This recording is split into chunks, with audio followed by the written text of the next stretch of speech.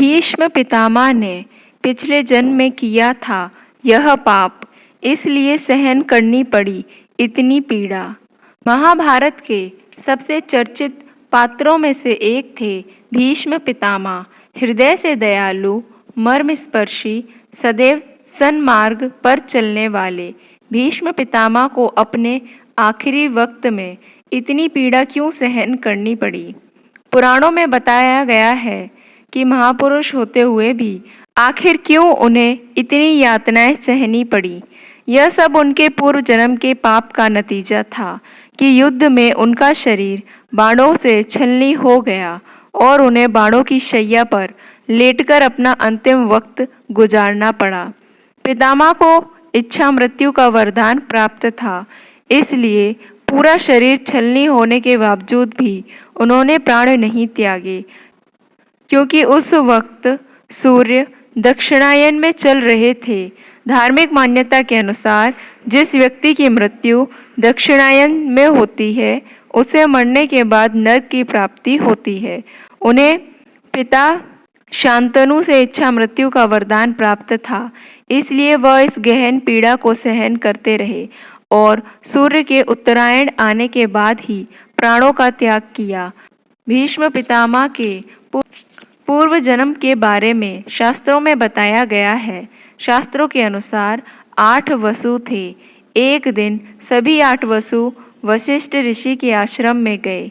भीष्म पितामह भी अपने पूर्व जन्म में उन 8 वसुओं में से एक थे।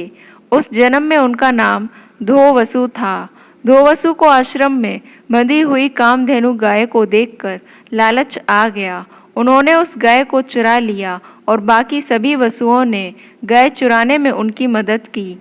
वशिष्ठ ऋषि को जब इस बारे में पता चला तो उन्होंने सभी वसुओं को पृथ्वीलोक पर मनुष्य के रूप में जन्म लेने का श्राप दे डाला।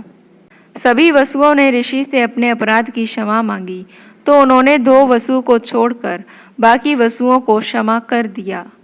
उन्होंने सजा को धरती पर जन्म लेते ही शाप से मुक्त होने तक सीमित कर दिया, मगर धो को लंबी आयु तक मनुष्य के रूप में धरती पर रहने की सजा को बरकरार रखा।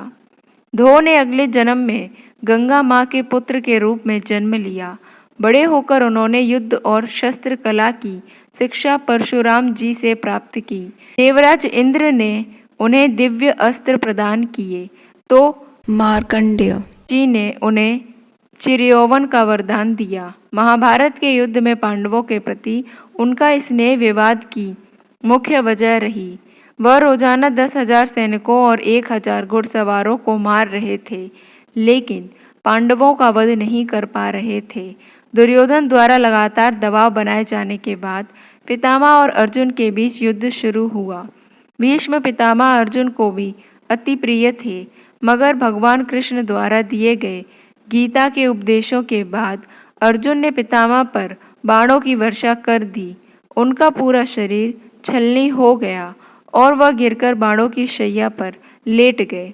कई दिनों तक पीड़ा को सहन करने के बाद सूर्य के उत्तरायण होने पर उन्होंने अपने प्राण त्यागे।